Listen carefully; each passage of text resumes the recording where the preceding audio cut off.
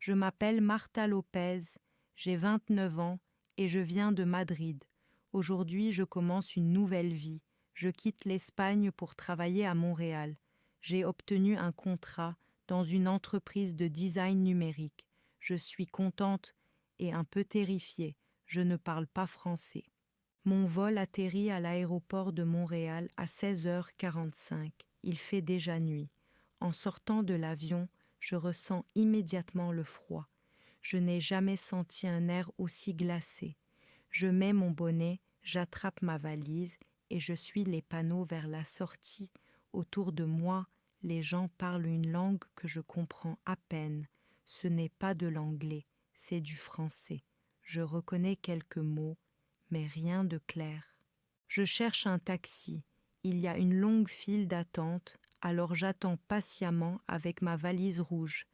Quand mon tour arrive, je montre une feuille imprimée avec l'adresse de mon hôtel. Le chauffeur lit l'adresse et me dit en français « Pas de problème ». Je m'assois à l'arrière sans dire un mot. Le chauffeur allume la radio. C'est une chanson que je ne connais pas. Je regarde par la fenêtre. Il y a de la neige sur les trottoirs, des voitures qui roulent lentement, des immeubles gris et blancs. C'est ma première image de Montréal. Le taxi s'arrête devant l'hôtel après environ 25 minutes. Je paie avec ma carte bancaire. Le chauffeur me sourit et dit quelque chose que je ne comprends pas. Alors je souris en retour et je dis « merci ». C'est l'un des seuls mots que je sais dire en français. Je pousse la porte de l'hôtel, il y a une réception, un canapé marron, une grande horloge. Une femme m'accueille en parlant très vite. Je panique un peu. Je lui tends mon passeport et ma réservation imprimée. Elle lit, tape sur son ordinateur, puis me donne une carte magnétique. Elle me dit quelque chose, mais je ne comprends pas. Je souris encore. Elle me montre l'ascenseur du doigt. Je comprends enfin. Je monte au 3e étage. Ma chambre est petite, avec un lit, un bureau, une télévision et une salle de bain. Il fait chaud. Je pose ma valise, j'enlève mon manteau et je m'assois sur le lit. J'entends le bruit sourd des voitures dehors. Je suis fatiguée, mais mon esprit tourne. Je pense à ma famille, à mon nouveau travail, à cette langue que je ne parle pas. J'ai l'impression d'être une enfant dans un monde d'adultes. Mais je suis aussi fière. J'ai pris l'avion, j'ai trouvé l'hôtel, j'ai survécu à une première conversation. Ce n'est qu'un début. Je m'allonge, j'éteins la lumière et je me dis en espagnol « Demain, tu commences vraiment, une nouvelle langue, une nouvelle ville, une nouvelle vie. » Je me réveille avant même que mon réveil sonne. Il est 6h45, il fait encore sombre dehors. Mon corps est en Espagne, mais moi, je suis bien à Montréal. Je regarde le plafond pendant quelques minutes, puis je décide de me lever. Je prends une douche chaude. L'eau me fait du bien. Ensuite, je m'habille avec un pull épais et un jean. Il fait froid, même dans la chambre. Je descends à la réception pour demander le petit déjeuner. Je parle en anglais, timidement. « Is breakfast included ?» La femme me répond avec un petit accent québécois. « Oui, c'est à l'étage, first floor, from 7 to 10. » Je la remercie et je monte un étage. La salle du petit déjeuner est calme. Il y a du café, du pain, des confitures, des céréales. Je prends un croissant, un jus d'orange et une tasse de café noir. Je m'assois seule à une table près de la fenêtre. Dehors, il neige lentement. C'est joli, silencieux. Les autres clients parlent en français. Je ne comprends pas tout, mais j'écoute.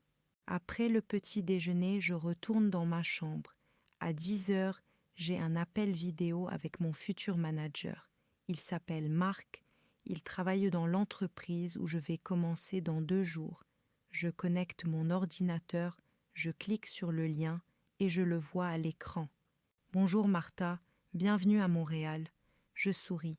Il a l'air sympathique. Je réponds en anglais. Hello, thank you. Il parle un peu lentement. So, you don't speak French yet? Not really. Just a few words. I will start learning. That's okay. Don't worry. Many of your colleagues speak English too, and will help you with the rest. Il m'explique que je vais commencer doucement. Quelques petites tâches, beaucoup d'observations. Il dit que l'entreprise est habituée aux nouveaux arrivants. Je me sens rassurée. Quand l'appel se termine, je me sens un peu plus légère. J'ouvre mon ordinateur et je commence à chercher un appartement. L'hôtel est trop cher pour rester longtemps. Je regarde les annonces sur Internet. Je comprends certains mots grâce aux photos. Studio, une chambre, chauffage inclus, proche métro. Beaucoup de logements sont trop chers ou trop loin du centre. Je trouve une annonce intéressante. Un petit 2 pièces, meublé, dans un quartier qui s'appelle Rosemont. Le loyer est correct. Je copie l'adresse. J'écris un message très simple. Bonjour, je m'appelle Martha. Est-ce que l'appartement est encore disponible? J'utilise Google Traduction pour vérifier. J'espère que le message est clair. Je clique sur « Envoyer ». Le reste de la journée, je marche un peu dans le quartier. Je regarde les vitrines, les arrêts de bus, les gens qui passent avec leurs bonnets et leurs manteaux épais. Il fait froid, mais l'air est propre, agréable. Le soir, je regarde un film sur mon ordinateur. Un film français avec sous-titres anglais. J'essaie d'écouter les mots, de reconnaître des phrases. Je note bonjour, merci, à bientôt, je ne sais pas. Je ne comprends pas tout, mais je m'entraîne. Avant de dormir, je relis le message que j'ai envoyé pour l'appartement. J'espère avoir une réponse demain. J'éteins la lumière. Je pense à Madrid, à mes amis, à ma famille, et je me dis que tout commence ici. Je me réveille tôt. Il est 6h30. Aujourd'hui, c'est mon premier jour au bureau. J'ai préparé mes vêtements la veille, un pantalon noir, une chemise blanche et un pull simple. Je veux être correcte, mais discrète. Je prends une douche, je bois un café rapide dans la chambre, puis je sors de l'hôtel à 7h45. Il fait froid. Mon souffle est visible dans l'air. J'attends un taxi devant l'entrée. Quand il arrive, je monte et je montre l'adresse sur mon téléphone. Le chauffeur me dit quelques mots en français, mais je ne comprends pas. Il comprend que je ne parle pas bien. Il se tait et met la radio. Le trajet dure une vingtaine de minutes. Le bureau est dans un immeuble moderne avec une façade en verre. Je regarde l'entrée pendant quelques secondes. Puis je pousse la porte. Une femme m'attend à l'accueil. « Bonjour, tu dois être Martha ?»« Oui. »« Je suis Sophie, responsable RH. Bienvenue, viens, je te fais visiter. » Elle parle doucement, en anglais et parfois en français très simple. Elle me montre la cuisine, la salle de repos, les toilettes, les escaliers, les ascenseurs. Elle me donne une carte pour entrer dans le bâtiment. Ensuite, elle me présente l'équipe. Il y a 6 personnes aujourd'hui. Elle dit leurs noms un par un.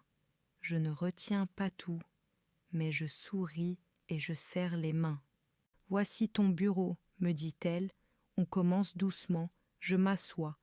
Mon ordinateur est prêt. Je regarde l'écran. Je lis quelques documents en anglais. Je reçois un email de mon manager, Marc.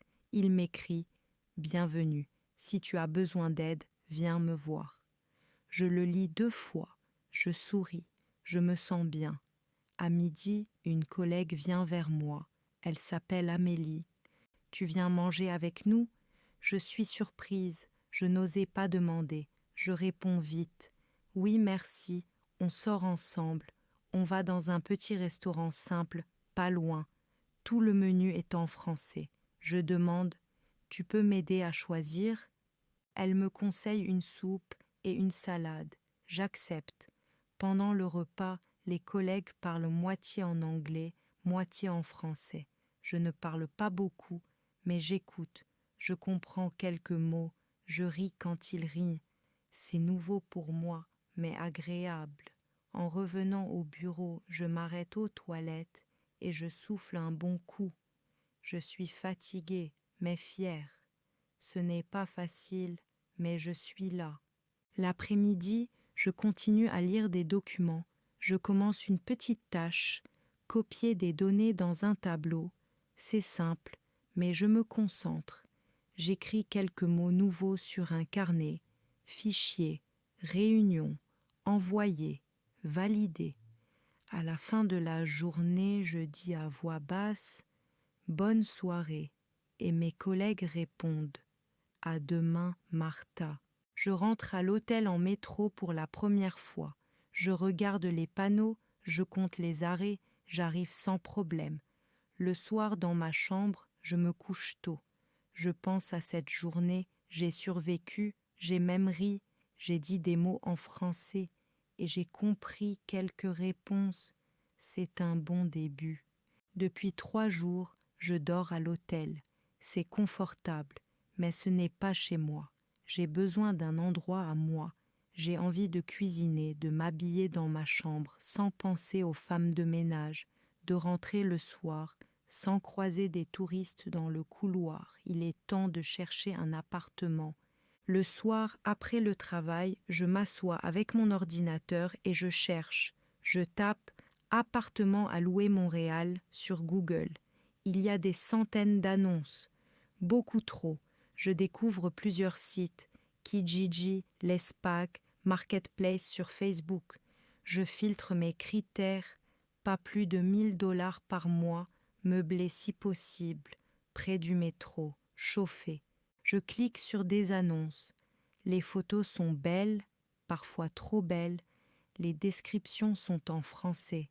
Je comprends certains mots, propre, lumineux, meublé, chauffage inclus.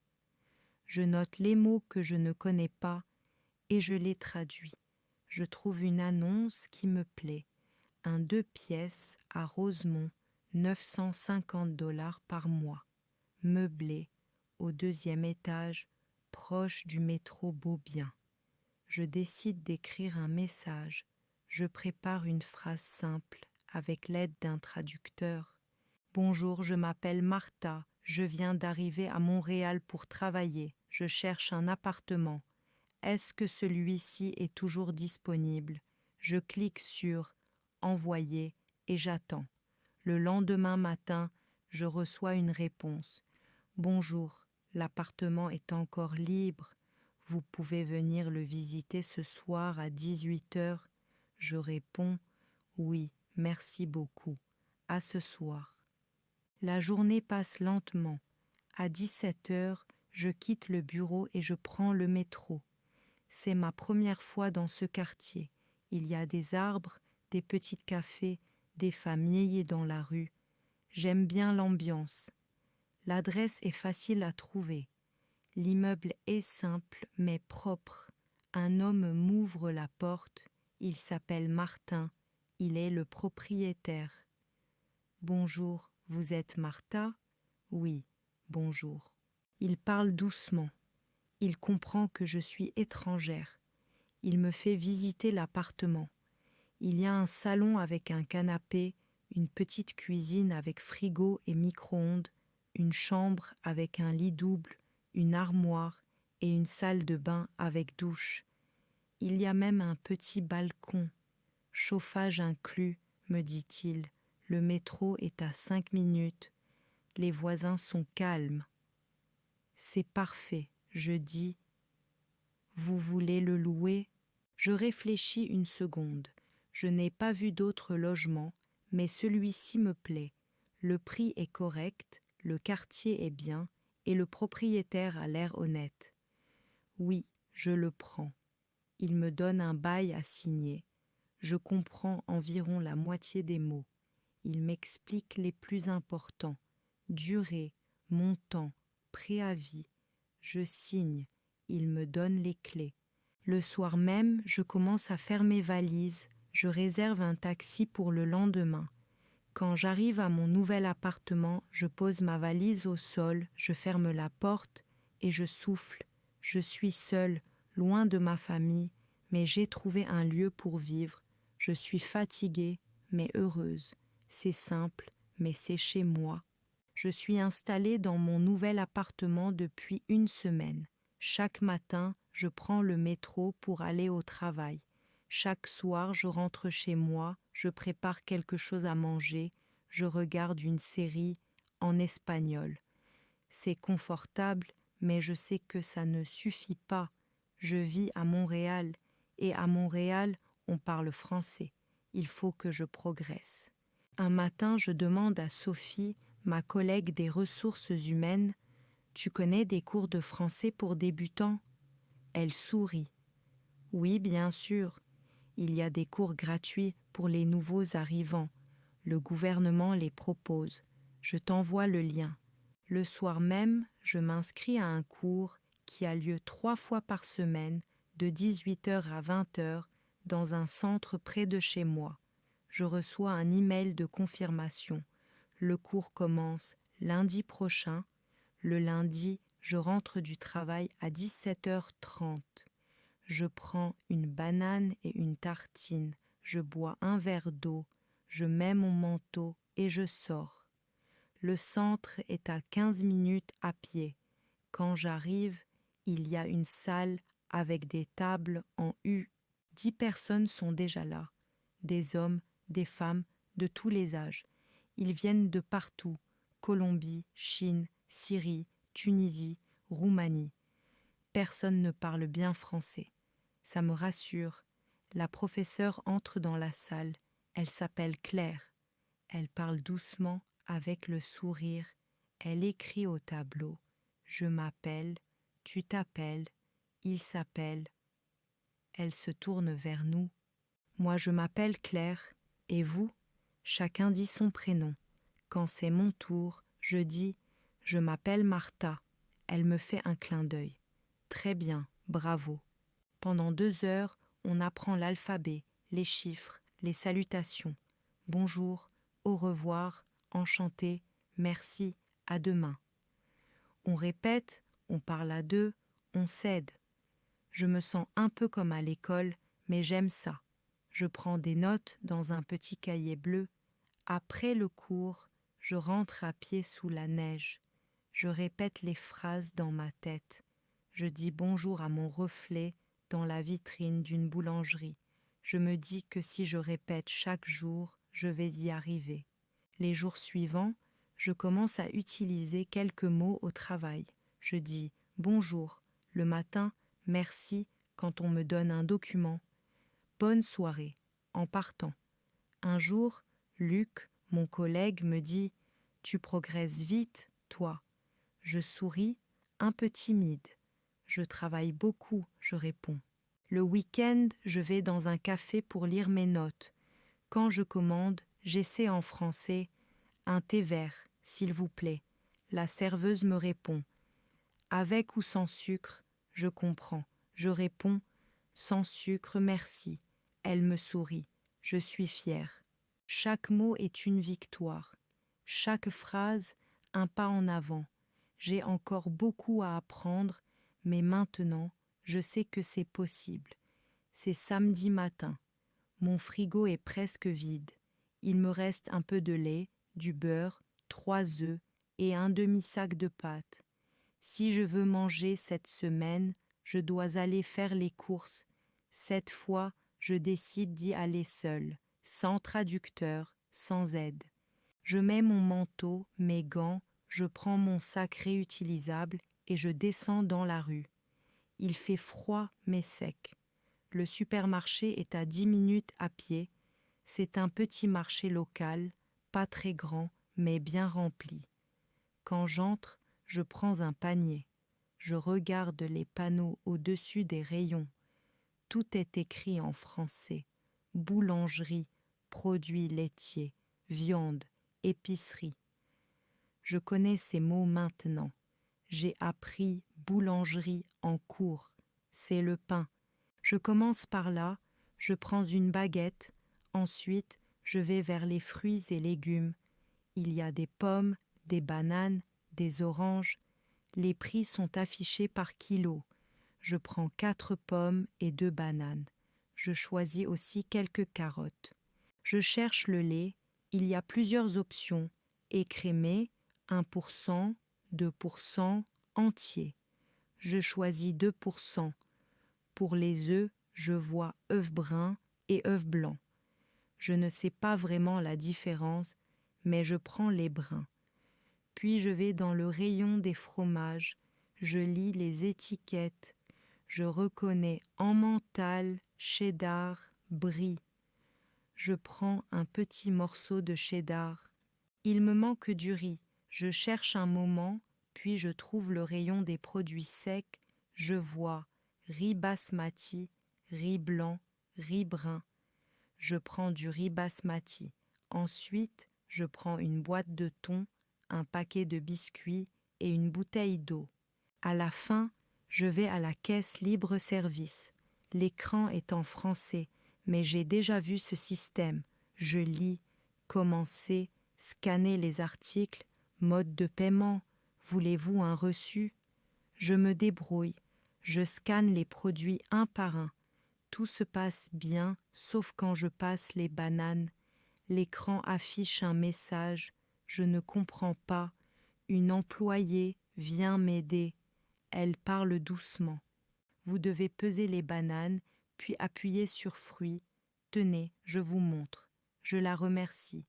Merci, je suis encore nouvelle ici. Elle me sourit. Vous vous débrouillez très bien. Je paie avec ma carte, je prends mon ticket, je range mes courses dans mon sac, je sors. En rentrant chez moi, je suis fatiguée mais fière. J'ai fait les courses toute seule, en français. Ce n'est pas encore naturel, mais c'est possible. Je monte les escaliers, j'ouvre la porte de mon appartement, je pose mes sacs, je range les courses, je me fais un thé chaud et je pense à cette matinée. C'était simple, oui, mais pour moi, c'est une victoire. Vendredi après-midi, juste avant la fin de la journée, Amélie s'approche de mon bureau. Elle sourit et me dit « Ce soir, on va dîner ensemble. Tu veux venir ?» Je suis surprise. Je ne m'y attendais pas, mais je réponds immédiatement « Oui, avec plaisir. » À 18h, on sort du bureau. Nous sommes 5, Amélie, Luc, Jérôme, Sophie et moi. On marche ensemble dans les rues froides du centre-ville.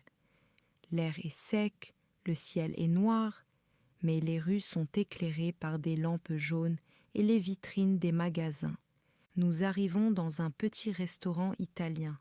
L'ambiance est chaleureuse, des tables en bois, de la musique douce, des serveurs qui parlent doucement. On s'installe près de la fenêtre. Je prends le menu, il est entièrement en français. Je reconnais quelques mots. Pizza, pâtes, salade, soupe. Je choisis des lasagnes. Le serveur s'approche, il parle très vite. Je comprends les premières phrases, puis je suis perdue. Je regarde Amélie. Tu peux m'aider?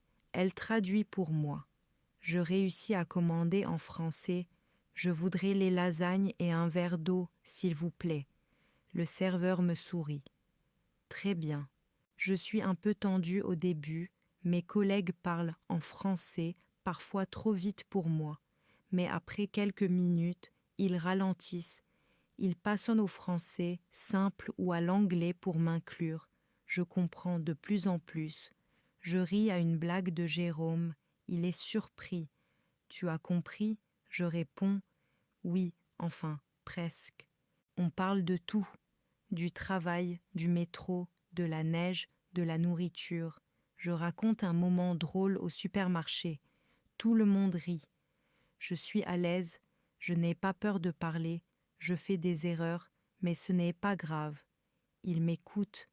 Il me corrige doucement si nécessaire. Le repas dure plus d'1 heure. On partage un dessert, je goûte un tiramisu, c'est délicieux. Quand on sort, il neige légèrement, les flocons tombent doucement sur nos manteaux. On se dit au revoir devant le métro, je rentre chez moi à pied. Dans la rue, je pense à la soirée. J'ai parlé, j'ai compris, j'ai ri.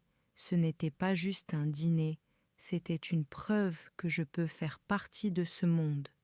Petit à petit. Dans mon appartement, je me fais une tisane. Je note quelques mots nouveaux dans mon carnet. Je souris. J'ai fait un pas de plus. Après quelques semaines seule dans mon appartement, je commence à sentir un vide. L'endroit est agréable, le quartier est calme, mais parfois le silence devient lourd. Je passe mes soirées à regarder des films, à réviser mes cours de français ou à envoyer des messages à mes amis en Espagne, mais ce n'est pas pareil. J'ai besoin de contact humain. Je pense alors à une solution, chercher une colocataire. Un matin, je parle à ma prof de français, Madame Lemoine, avant le début du cours. Je lui demande si c'est courant ici de vivre en colocation. Oui, très courant. Il y a même des groupes dans Facebook pour ça. Et parfois, des étudiants étrangers cherchent une chambre. Le soir même, je publie une petite annonce dans un groupe. Je m'appelle Martha, je travaille à Montréal. Je parle espagnol, anglais et j'apprends le français. Je cherche une colocataire calme, respectueuse, pour partager mon appartement à Rosemont. 2 jours plus tard, je reçois une réponse. Elle s'appelle Camille. Elle est étudiante en psychologie. Elle a 23 ans. Elle vient de Québec. Elle écrit « Bonjour Martha, je cherche un endroit tranquille. Ton annonce me plaît. Est-ce que je peux visiter ? On fixe un rendez-vous le samedi après-midi. Elle arrive pile à l'heure, avec un sourire franc. Elle est grande, les cheveux bruns attachés, habillée simplement. On parle un peu en français, lentement. Je lui fais visiter l'appartement. Elle pose quelques questions. Le chauffage est compris ? On partage la cuisine ? Tu te couches tôt ? Je réponds du mieux que je peux. Elle parle clairement, elle m'aide à trouver mes mots. Je sens une bonne énergie, elle aussi, visiblement. Avant de partir, elle me dit « Je pense que ça me plaît. Tu veux qu'on essaye ?» Je réponds « Oui, je pense que ce sera bien. » La semaine suivante, elle emménage avec quelques sacs, des livres, une guitare et un tapis de yoga. Dès les premiers jours, on s'organise. Qui fait la vaisselle, qui achète le papier toilette, qui sort les poubelles. Tout est simple, naturel. Le soir, on dîne parfois ensemble. Elle cuisine québécois, pâté chinois, tourtière, soupe au pois. Moi, je lui prépare des plats espagnols, tortilla, gazpacho, riz au chorizo. On parle en français la plupart du temps. Elle me corrige quand je fais une erreur, mais toujours gentiment. Grâce à elle, je progresse vite. Je découvre des mots de tous les jours. Balai, vaisselle, éponge, frigo, savon, rideau, ampoule. Je découvre aussi un peu plus la culture québécoise, les expressions, les habitudes, les chansons. On ne devient pas les meilleurs amis du monde, mais une complicité s'installe. Et ce qui me faisait peur avant, partager un espace avec quelqu'un, devient une aide précieuse. Avec elle, je me sens moins seule.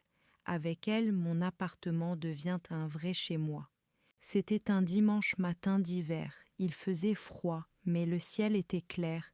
J'avais décidé d'aller marcher un peu, sans but précis.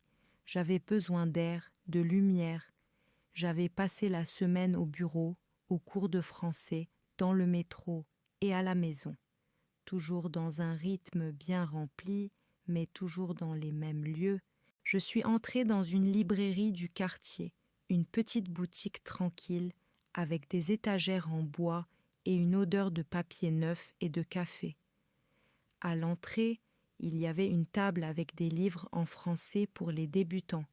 Je me suis approchée, curieuse. Un homme était déjà là. Il regardait un livre intitulé « Le français au quotidien ». Il a tourné la tête, m'a vu, puis m'a souri. « Bonjour », dit-il. Je lui ai répondu timidement. « Bonjour ». Il m'a montré le livre. C'est pour apprendre le français. Moi aussi, je l'ai acheté quand j'ai commencé. Je l'ai regardé, surprise. Tu n'es pas québécois? Non, mais je suis née ici. Je suis bilingue. Mon père est francophone, ma mère anglophone. Et toi? Je suis espagnole. Je m'appelle Martha. Moi, c'est Alex. On a parlé quelques minutes dans la librairie, devant les rayons. Il a deviné que je venais d'arriver. Il a posé des questions simples. Tu travailles ici, tu apprends le français, tu habites dans le quartier. Je répondais lentement, mais sans trop de difficulté. Il parlait doucement, comme s'il avait l'habitude de parler avec des étrangers. Puis il m'a dit « Si tu veux, on peut aller prendre un café juste à côté. Il y a un petit endroit tranquille. Je te promets de parler lentement. » J'ai hésité. Ce genre de proposition m'aurait semblé bizarre ailleurs. Mais là, tout était calme, naturel. Je l'ai suivi. Le café était petit, chaleureux. On a pris 2 thés. On a continué à parler, en français, puis parfois en anglais quand je bloquais. Il m'a parlé de Montréal, des saisons, des parcs, de la musique locale. Je lui ai parlé de Madrid, de mon travail, de mes efforts pour apprendre le français. Il m'a dit que son frère travaille dans une école de langue. Il m'a proposé de m'envoyer des ressources. J'ai accepté. Après 1 heure, on est sorti du café. Il m'a demandé « Tu veux qu'on se revoie ?» J'ai dit oui. On a échangé nos numéros. En rentrant chez moi, je ne savais pas encore si c'était un simple moment de rencontre ou le début d'autre chose. Mais j'étais légère. Quelque chose s'était ouvert, doucement. Une porte vers le français, vers Montréal, vers une vie plus vivante. Une porte que je n'avais pas osé chercher, mais qui s'était présentée toute seule. Après notre rencontre à la librairie, Alex et moi avons commencé à nous voir régulièrement. La première fois, il m'a proposé une promenade dans le vieux Montréal. Il faisait froid, mais le ciel était bleu. Nous avons marché lentement dans les rues pavées, entre les vieux bâtiments en pierre et les boutiques pleines de souvenirs. Il m'a montré le fleuve gelé, la Grande Roue, la basilique Notre-Dame. Il parlait en français, mais lentement, avec des phrases simples. Parfois, je ne comprenais pas, alors il répétait ou il traduisait. Il m'a appris des petits mots que je n'avais jamais entendus. Bof, plate, c'est chill. Des expressions québécoises que les livres n'enseignent pas. Il m'écoutait aussi. Il m'aidait à formuler mes phrases. Il me laissait chercher mes mots sans me presser. Avec lui, je n'avais pas honte de parler. Je faisais des fautes, bien sûr, mais j'apprenais. Le week-end suivant, il m'a invité à un marché couvert, le marché Jean Talon. C'était rempli de couleurs, d'odeurs, de produits frais.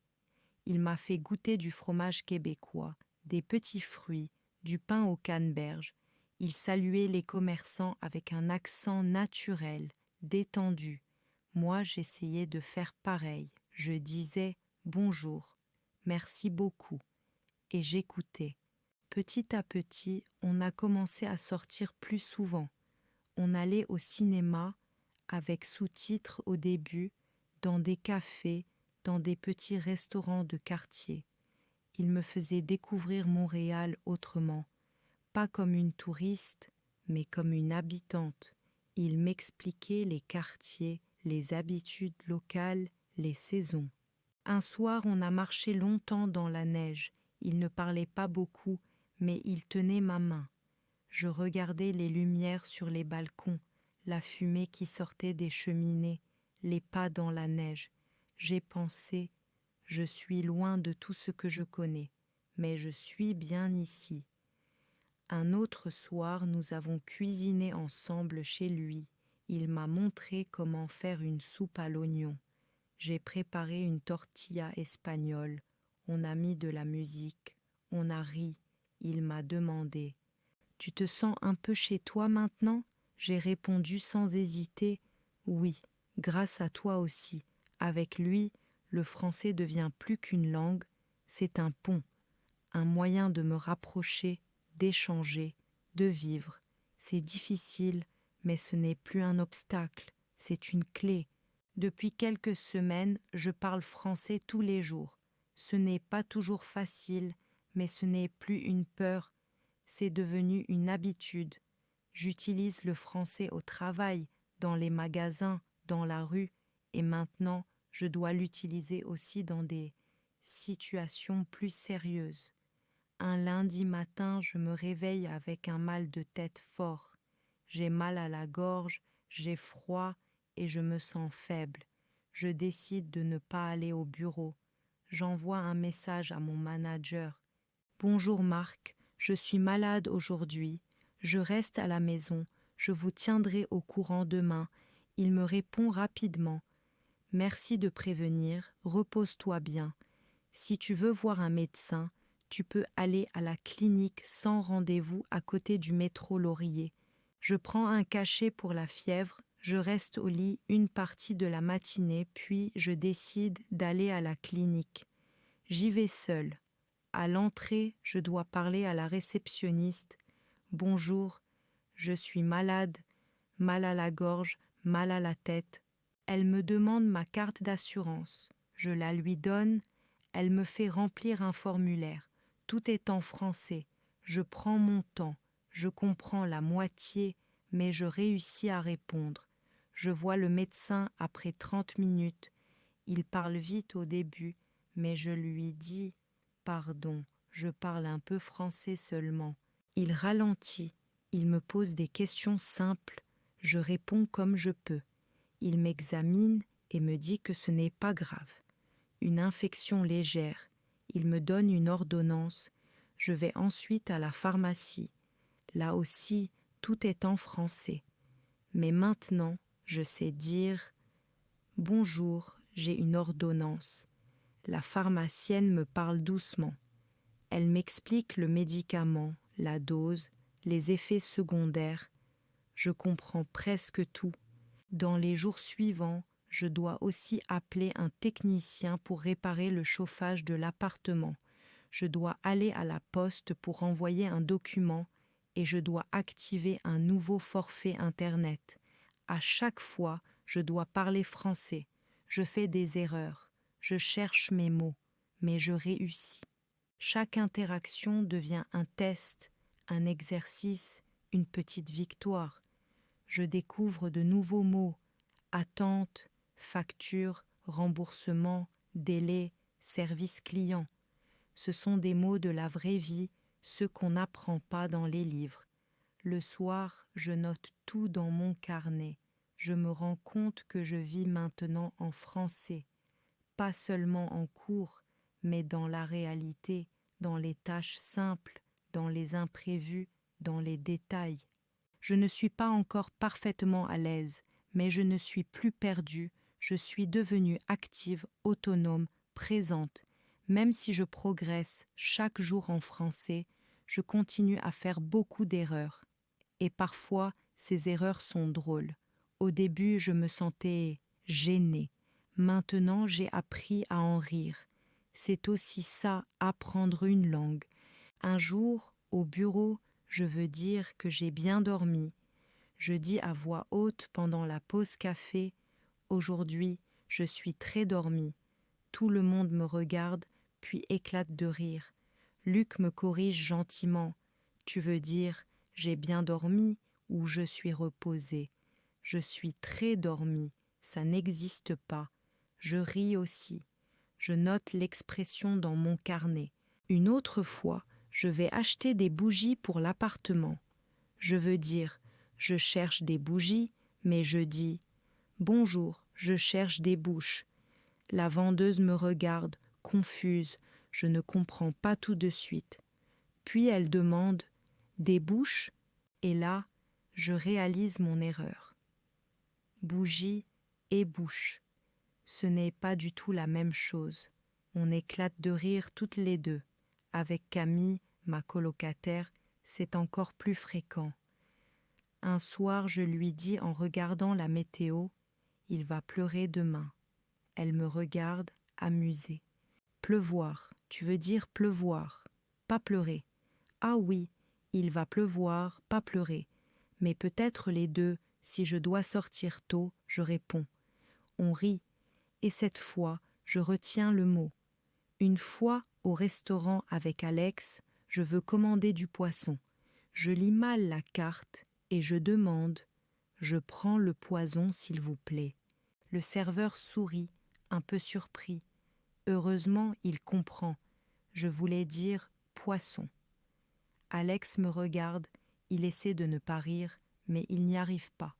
Moi non plus. On rit tout le dîner. Ces erreurs-là m'auraient gêné il y a 2 mois. Maintenant, elles sont normales, parfois même utiles. Elles font partie de mon apprentissage. Chaque erreur me fait retenir un mot. Chaque fou rire me donne un peu plus de confiance. Apprendre une langue, ce n'est pas juste apprendre des règles, c'est aussi apprendre à oser, à se tromper, à recommencer et parfois à faire rire les autres. Et ça, c'est déjà une petite victoire. C'est le mois de juin. Les jours sont plus longs, la neige a disparu, les parcs sont pleins de monde. Montréal semble transformé, les gens sourient plus, les terrasses sont ouvertes. Moi aussi, je me sens différente, plus calme, plus ouverte, un peu plus chez moi. Un vendredi au bureau, Marc me dit « Tu fais quelque chose pour la Saint-Jean ?» Je fronce les sourcils. La Saint-Jean ? Oui, la fête nationale du Québec, le 24 juin. C'est un jour férié ici. Il y a des concerts, des feux d'artifice, des activités partout. Je n'en avais jamais entendu parler. En Espagne, cette date n'a pas de signification particulière. Mais ici, tout le monde en parle. Le lendemain, Camille me propose « On va au parc Maisonneuve avec des amis. Il y a un grand spectacle. Tu veux venir ? J'accepte. J'ai envie de découvrir cette fête. » Le soir du 24 juin, on prépare un sac avec une couverture, des sandwichs, des bouteilles d'eau. On prend le métro. Quand on sort, il y a déjà du monde partout. Des familles, des groupes d'amis, des enfants qui courent. Certains portent des drapeaux bleus et blancs. Je reconnais la fleur de lys dessus. D'autres portent des t-shirts avec l'inscription « Je me souviens ». On s'installe dans l'herbe. La scène est encore vide. Les gens discutent, rient, mangent. Je reconnais quelques mots, quelques expressions. À côté de nous, un groupe joue aux cartes. Un homme joue de la guitare. Une femme m'offre un biscuit au sirop d'érable. Quand le concert commence, la foule applaudit. Ce sont des chanteurs québécois. Je ne connais pas les paroles, mais je comprends des bouts de phrases. L'ambiance est joyeuse, chaleureuse. Un peu plus tard, il y a un discours. L'homme parle de l'identité québécoise, de la langue, de la culture, de l'histoire. Je comprends qu'ici, les gens sont fiers de leurs racines. Je ne comprends pas tout, mais je ressens l'émotion. Quand les feux d'artifice commencent, tout le monde lève la tête. C'est magnifique. Les couleurs dans le ciel, la musique, les cris des enfants. À côté de moi, Camille me regarde. « Tu aimes ?» Je réponds sans réfléchir. « Oui, c'est beau. » Et je me sens bien ici. Elle sourit. « Tu es une vraie Montréalaise maintenant. » Je souris aussi. peut-être qu'elle a raison. Ce soir, je ne suis pas seulement une étrangère qui observe. Je suis ici avec les autres. Je fais partie de ce moment. Je commence à m'intégrer, non pas parce que je parle parfaitement, mais parce que je suis présente, sincèrement. Ce soir-là, en rentrant chez moi, je pense à mon arrivée, à l'aéroport, à l'hôtel, aux premiers mots. Je mesure le chemin parcouru et je me dis que ce chemin, je ne le regrette pas. Après la fête de la Saint-Jean, quelque chose change en moi. Ce n'est pas visible de l'extérieur, mais je le sens. J'ai moins peur de parler. Je ne traduis plus toutes mes phrases dans ma tête avant de les dire. Je commence à penser directement en français, même si mes phrases sont encore simples. Au bureau, je suis de plus en plus à l'aise. Je comprends les conversations autour de moi, même quand elles vont un peu vite. Je participe davantage pendant les réunions. J'ose poser des questions, faire des commentaires. Je me corrige toute seule. Mes collègues le remarquent. Un matin, Marc vient me voir à mon bureau. « J'ai une petite proposition pour toi, rien d'obligatoire, mais je pense que tu es prête. » Je le regarde un peu inquiète. « Pour faire quoi ?»« Présenter un projet la semaine prochaine, un petit résumé du travail de ton équipe, 5 minutes, en français si tu veux essayer. Tu peux préparer avec quelqu'un ?» Je suis surprise, mon cœur bat un peu plus vite. Je n'ai jamais parlé devant un groupe en français, mais je dis oui. Pendant la semaine, je me prépare, j'écris un texte, je le lis à voix haute, je le corrige avec Camille, je m'entraîne devant le miroir, je demande à Alex de m'écouter et de me dire si je parle trop vite. Il m'encourage. Tu vas y arriver, c'est clair, c'est simple, et c'est toi. Le jour de la présentation, je suis nerveuse, mais concentrée. Je regarde mes notes, je respire, puis je me lève. Je parle, je fais quelques pauses. Je cherche un mot une fois, puis je continue. Je vois les visages qui m'écoutent. Je vois les sourires. Je sens que tout va bien. Quand je termine, il y a un petit silence. Puis les gens applaudissent. Ce n'est pas un grand discours. Mais pour moi, c'est énorme. J'ai parlé en français devant toute l'équipe. Je ne me suis pas cachée. Après la réunion, plusieurs collègues viennent me voir. « Bravo, tu t'améliores vite. C'était clair et efficace. Tu vois, t'es capable. » Je souris, un peu émue. Le lendemain, Marc m'appelle dans son bureau. Il me parle d'un nouveau projet. Il aimerait que je sois co-responsable. Pas seule, bien sûr, mais avec un collègue. C'est la première fois qu'on me propose une telle responsabilité. Je n'hésite presque pas, je dis oui. Je sens que je change de rôle. Je ne suis plus la nouvelle qui observe. Je commence à être une collègue sur qui on compte, une membre à part entière de l'équipe. Et ça, ce n'est pas seulement grâce au français, c'est grâce au chemin que j'ai fait, pas à pas, jour après jour. L'été touche à sa fin. Les arbres commencent à changer de couleur. Les journées sont encore longues, mais l'air du matin est plus frais. Cela fait maintenant presque 9 mois que je vis à Montréal. Un vendredi soir, ma mère m'appelle. On parle souvent, mais ce soir-là, elle me dit « Tu ne veux pas venir quelques jours à Madrid ? Toute la famille aimerait te voir. » Je n'y avais pas pensé, mais l'idée me fait plaisir. Je regarde les billets d'avion. Je peux partir en octobre, pendant 1 semaine. J'en parle à mon manager, il accepte sans problème, alors je réserve. Quelques semaines plus tard, je rentre à Madrid. L'arrivée à l'aéroport est étrange. Je reconnais tout, je comprends tout, mais je me sens comme une visiteuse. Mes parents me prennent dans leurs bras, ma sœur me parle sans s'arrêter. Je souris, j'écoute, je réponds. Mais quelque chose a changé, c'est chez moi, mais ce n'est plus exactement mon quotidien. Je retrouve mes amis, on va boire un verre, on parle de tout. Il me pose des questions sur Montréal, sur la neige, sur la langue, sur le travail. Je réponds avec plaisir, mais souvent je cherche mes mots en espagnol. C'est la première fois que ça m'arrive.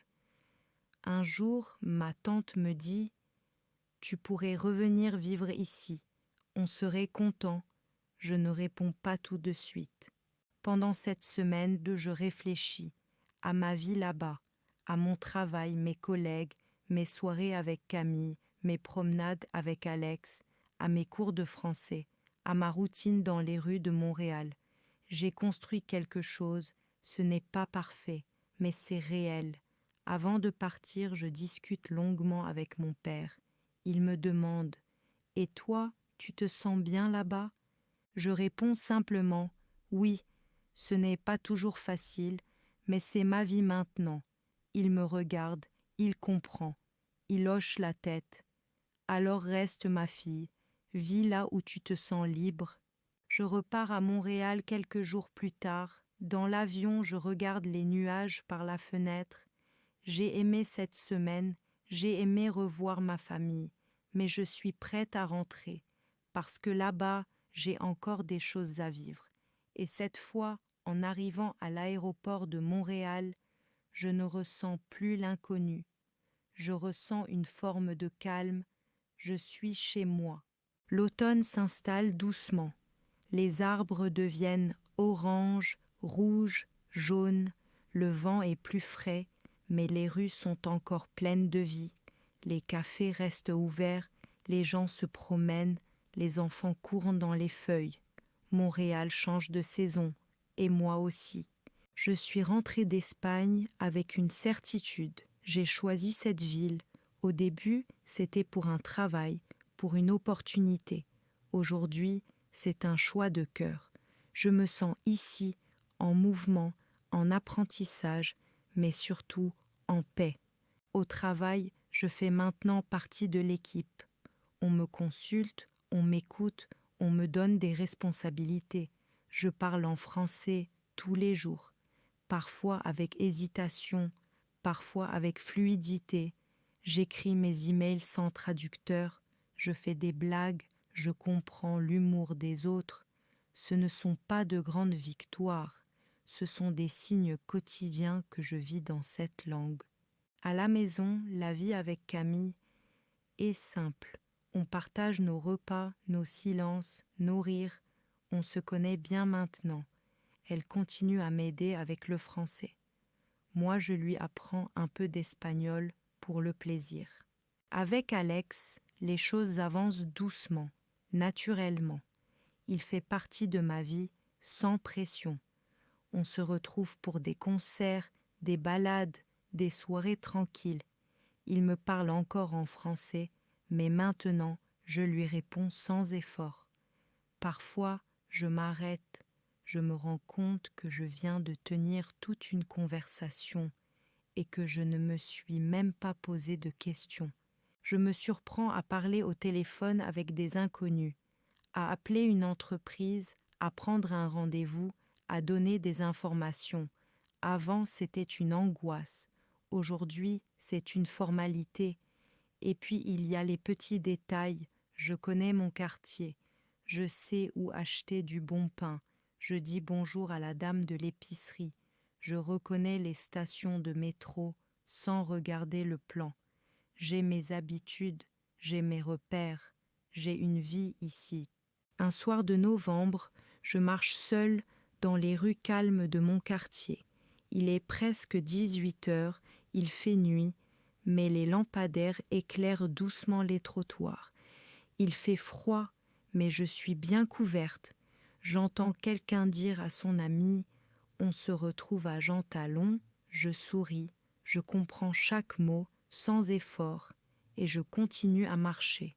Je pense à tout ce que j'ai vécu depuis mon arrivée, les erreurs, les hésitations, les découvertes, les rencontres, et je me dis simplement « Je suis chez moi ».